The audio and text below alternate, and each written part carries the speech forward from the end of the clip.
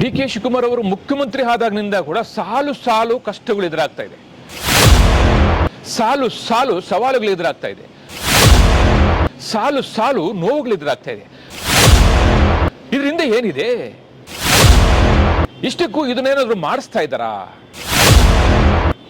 ಯಾರಾದ್ರೂ ಇದ್ರ ಹಿಂದೆ ಇದ್ದು ಕೈವಾಡವನ್ನ ತೋರಿಸ್ತಾ ಇದ್ದಾರಾ?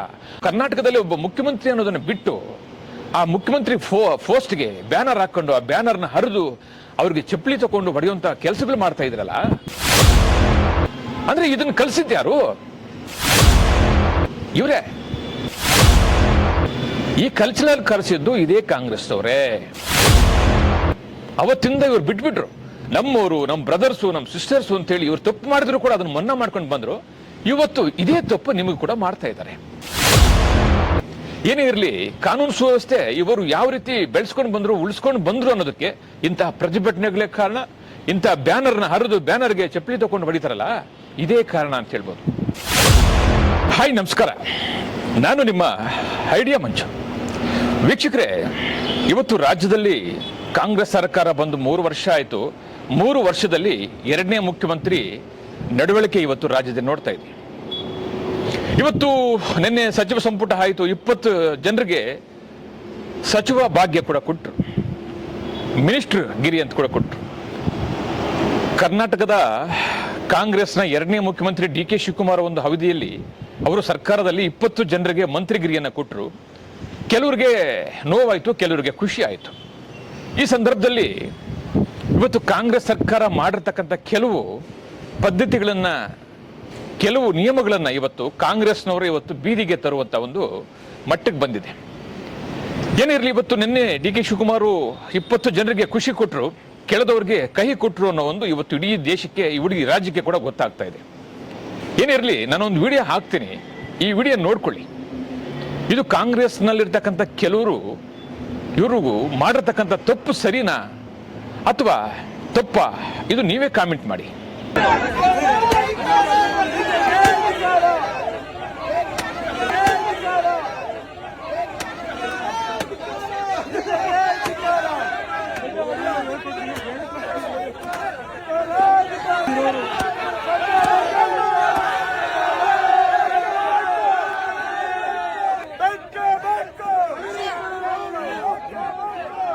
ನೋಡಿದ್ರಲ್ಲ, ಈ ವಿಡಿಯೋ ಎಲ್ಲೂ ಅಲ್ಲ, ನಮ್ಮ ಕರ್ನಾಟಕದ ವಿಜಯನಗರದಲ್ಲಿ ಸುಮಾರು ಜಿಲ್ಲೆಗಳಲ್ಲಿ ಕೂಡ ಪ್ರತಿಭಟನೆಗಳು ಆಗ್ತಾ ಇದೆ.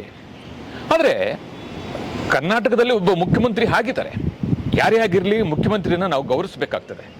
ಈಗ ಇದಕ್ಕೆ ಮೊದಲು ಸಿದ್ದರಾಮಯ್ಯನವರು ಮುಖ್ಯಮಂತ್ರಿ ಆಗಿದ್ರು, ಸಿದ್ದರಾಮಯ್ಯನವ್ರನ್ನ ಕೂಡ ಗೌರವಿಸ್ತೀವಿ. ಅದೇ ರೀತಿ ಕೂಡ ಡಿ ಕೆ ಶಿವಕುಮಾರ್ ಅವರು ಮುಖ್ಯಮಂತ್ರಿ ಆಗಿದ್ದಾರೆ, ಅವ್ರನ್ನ ಕೂಡ ನಾವು ಗೌರವಿಸಬೇಕಾಗ್ತದೆ. ನೋಡಿ, ಕಾಂಗ್ರೆಸ್ ಆಗಿರಲಿ, ಬಿಜೆಪಿ ಆಗಿರಲಿ, JDS ಆಗಿರಲಿ, ರಾಜ್ಯದಲ್ಲಿ ಒಬ್ಬ ಮುಖ್ಯಮಂತ್ರಿ ಅಂದಾಗ ನಾವು ಅವ್ರನ್ನ ಗೌರವಿಸಬೇಕು. ಅವ್ರೇನಾದ್ರೂ ತಪ್ಪು ಮಾಡಿದ್ರೆ ಕಾನೂನು ರೀತಿಯಲ್ಲಿ ನಾವು ಮಾತಾಡಬೇಕು, ಅದೇ ಒಂದು ಶೈಲಿಯಲ್ಲಿ, ತಾಟಲ್ಲಿ ಮಾತಾಡಬೇಕು. ತಪ್ಪಿದ್ರೆ ಎಲ್ರಿಗೂ ಒಂದೇ.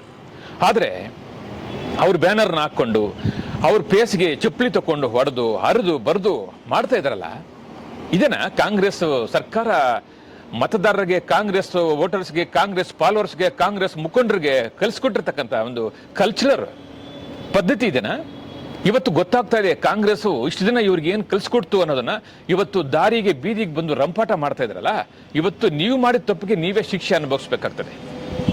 ಇವತ್ತು ಕೆಲವು ರಾಜ್ಯಗಳಲ್ಲಿ ಪ್ರತಿಭಟನೆಗಳು ಮಾಡ್ತಾ ಇದ್ದಾರೆ, ಮಾಡಲಿ, ಅವ್ರ ಹಕ್ಕಿದೆ. ಆದರೆ ಶಾಂತಿಯುತವಾಗಿ ಮಾಡಬೇಕು, ಯಾರಿಗೂ ತೊಂದರೆ ಆಗ್ದಿರ, ಯಾರಿಗೂ ಧಕ್ಕೆ ಇಲ್ದಿರ ನಾವು ಮಾಡಬೇಕು. ಆದರೆ ಇವತ್ತು ಕರ್ನಾಟಕದಲ್ಲಿ ಒಬ್ಬ ಮುಖ್ಯಮಂತ್ರಿ ಅನ್ನೋದನ್ನ ಬಿಟ್ಟು ಆ ಮುಖ್ಯಮಂತ್ರಿ ಪೋಸ್ಟ್ಗೆ ಬ್ಯಾನರ್ ಹಾಕೊಂಡು ಆ ಬ್ಯಾನರ್ನ ಹರಿದು ಅವ್ರಿಗೆ ಚಪ್ಪಲಿ ತಗೊಂಡು ಹೊಡೆಯುವಂತ ಕೆಲಸಗಳು ಮಾಡ್ತಾ ಇದ್ರಲ್ಲ, ಇದು ನಿಮಗೆ ಎಷ್ಟು ಮಾತ್ರ ಒಳ್ಳೇದಾಗುತ್ತೆ ಅನ್ನೋದನ್ನ ಇವತ್ತು ರಾಜ್ಯ ನೋಡ್ತಾ ಇದೆ. ಅಂದ್ರೆ ಇದನ್ನ ಕಲಿಸಿದ್ಯಾರು? ಇವರೇ. ಈ ಕಲ್ಚರಲ್ ಕರೆಸಿದ್ದು ಇದೇ ಕಾಂಗ್ರೆಸ್ ಅವರೇ. ಅವತ್ತಿಂದ ಇವ್ರು ಬಿಟ್ಬಿಟ್ರು. ನಮ್ಮವರು, ನಮ್ಮ ಬ್ರದರ್ಸು, ನಮ್ಮ ಸಿಸ್ಟರ್ಸು ಅಂತ ಹೇಳಿ ಇವ್ರು ತಪ್ಪು ಮಾಡಿದ್ರು ಕೂಡ ಅದನ್ನ ಮನ್ನಾ ಮಾಡ್ಕೊಂಡು ಬಂದ್ರು. ಇವತ್ತು ಇದೇ ತಪ್ಪು ನಿಮಗೆ ಕೂಡ ಮಾಡ್ತಾ ಇದ್ದಾರೆ.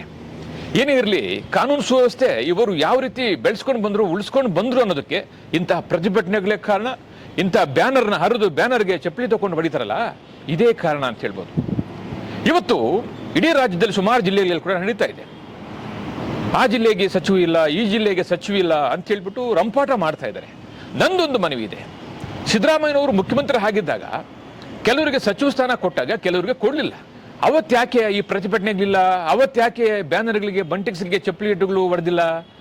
ಅವತ್ತ್ಯಾಕೆ ರಸ್ತೆಗೆ ಬರಲಿಲ್ಲ ಇವರು? ಇವತ್ತು ಡಿ ಕೆ ಶಿವಕುಮಾರ್ ಸಾಹೇಬರು ಮುಖ್ಯಮಂತ್ರಿ ಆದಾಗ ಕೆಲವರು ಕೊಟ್ಟಿದ್ದಾರೆ, ಕೆಲವರು ಕೊಡಲಿಲ್ಲ. ಅದನ್ನ ಸ್ವೀಕರಿಸಬೇಕು, ಸಹಕರಿಸಬೇಕು.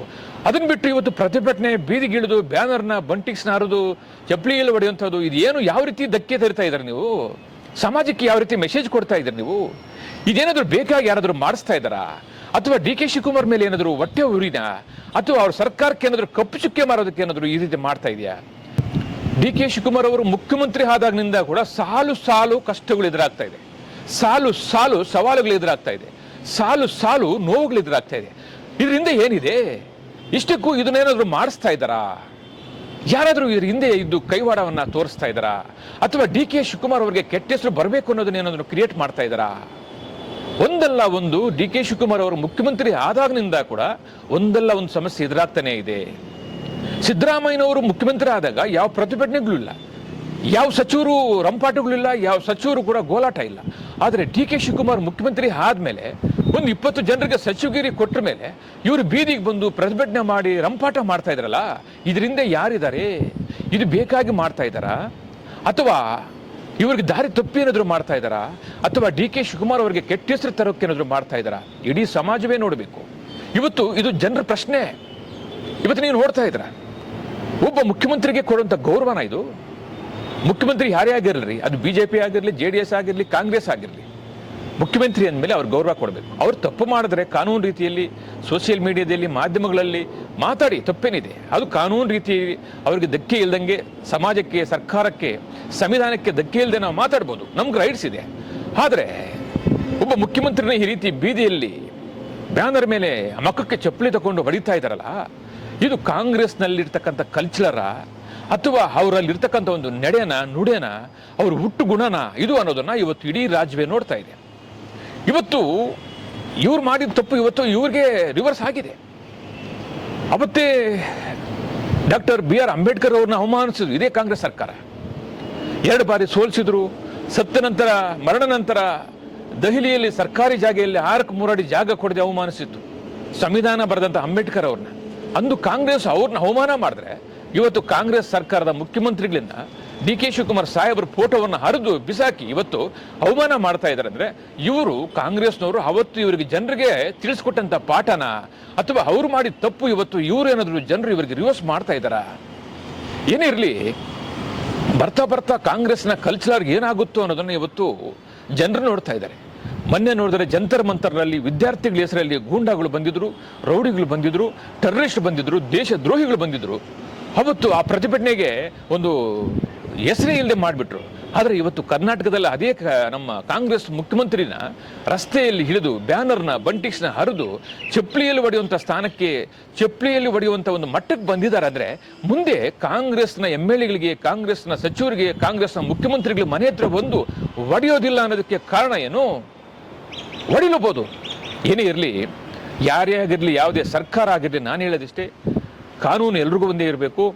ಕಾನೂನು ಸುವ್ಯವಸ್ಥೆ ಕಾಪಾಡಬೇಕು. ಅವನು ಯಾವನೇ ತಪ್ಪು ಮಾಡಿದ್ರು, ಅವನು ಯಾವನೇ ಧರ್ಮ ಅವನಾಗಿರ್ಬೋದು, ಯಾವನೇ ಪಕ್ಷದವನಾಗಿರ್ಬೋದು, ತಪ್ಪು ಮಾಡಿದ್ರೆ ದಿಢೀರಂತ ಶಿಕ್ಷೆ ಯಾವತ್ತು ಕೊಡ್ತೀವೋ ಅವತ್ತು ಜನರಿಗೆ ಬುದ್ಧಿ ಬರುತ್ತೆ, ಅವತ್ತು ಜನರು ವಿದ್ಯಾವಂತರಾಗ್ತಾರೆ.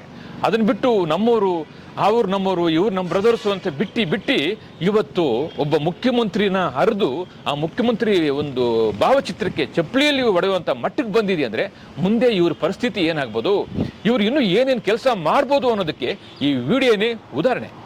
ವೀಕ್ಷಕರೇ, ಈ ವಿಡಿಯೋ ಇಷ್ಟ ಆಗಿದ್ರೆ ಶೇರ್ ಮಾಡಿ, ಲೈಕ್ ಮಾಡಿ, ನಮ್ಮ ಚಾನಲನ್ನು ಸಬ್ಸ್ಕ್ರೈಬ್ ಮಾಡಿ. ಧನ್ಯವಾದ. ಎಲ್ಲರಿಗೂ ನಮಸ್ಕಾರ. ನಮ್ಮ ಐಡಿಯಾ ನ್ಯೂಸ್ ಚಾನಲ್ ಸಾಮಾಜಿಕ ಕಳಕಳಿ ಇರ್ತಕ್ಕಂಥ ನ್ಯೂಸ್ ಚಾನಲ್. ಹಾಗಾಗಿ ದಯವಿಟ್ಟು ಈ ನ್ಯೂಸ್ ಚಾನಲ್ ಅನ್ನ ಎಲ್ಲರೂ ಸಬ್ಸ್ಕ್ರೈಬ್ ಮಾಡ್ಕೊಳ್ಳಿ ಪ್ಲೀಸ್.